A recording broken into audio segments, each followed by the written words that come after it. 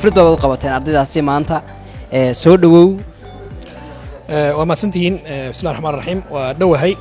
sababta aan u go'aansanay inaan dhiirigelin ardaydaas waxaa waaye markii hore xafladaha qalinjabinta iyo meelahaas badanaa ardaydaas lagu xusi jiray maanta waxaan go'aansanay si ardaydii kalena ay ugu daydaan iyaguna dadaalkii halkaas igu sii wadaan waalidka laftooduna ay nala ogaadaan hawsha aan wadno iyo dhiirigelinta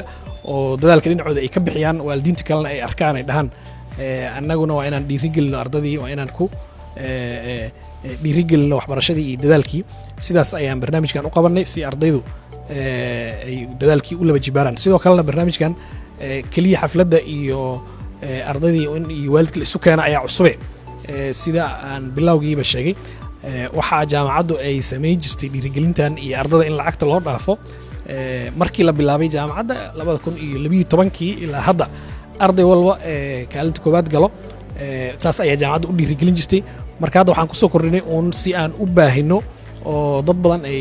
noola arkaan dadaalkiina usii bato ayaan xafladan inaan qabano kusoo kordhinay insha allah intaas iyo ka badanna inaan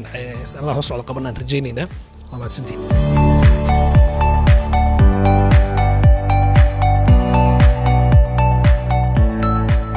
arrin runtii ugub ku ah waxbarashada iyo tacliinta Soomaaliya oo ay samaysay jaamacadda Jamhuuriya oo runtii ay ugu tala gashay ardaydeeda dhiirigelin waxaan arki jirnay aqoon jirnay xaflado guud oo ardayda qalin jabisa loo sameeyay jiray laakiin maanta arrin ugub ah oo waxbarashadii ku dhiirigelin oo ardayda safka hore waxbarashada ku ay jaamacadda Jamhuuriya u samaysay ardaydeeda oo runtii nidaam ku cusub waxbarashada dalka ah waa runtii talaab aad u wanaagsan oo dhiirigelin u noqonaysa ardaydeena marka iyada la'aanteed marka anagana maanta halka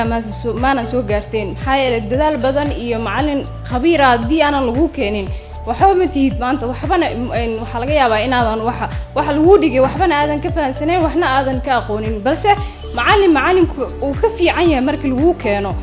waxa waaye meel sare gaari kartaa wax badan waa ka fahmi kartaa waxyaabaha lagu dhigay waxa baranaysid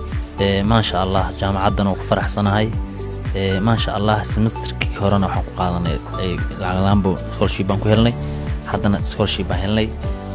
runtii jaamacadda Jamhuuriya waxa weeyo waa aad baan ugu faraxsanahay inaan ka mid noqono waalidiinta ardadooda ay wax ka bartaan jaamacad marka iimaanayna imtixaan faro badan iyo wareeg faro badan soo marnay si arday wax baranayo uu u helo yani waxbarasho tayo leh qofku wuxuu u baahan yahay markuu wax baranayo inuu helo cadaadis iyo yani wax ku ool ah marka wareegan u soo wareegnay iyo jaamacadii faraha badnaa oo Jamhuuriya ugu soo tagnay alxamdulillah maanta waxa weey waan haynaa wadadeedii ilaahay baan mahad iska leh kadibna maamulka iyo macallimiinta u mahad celinayna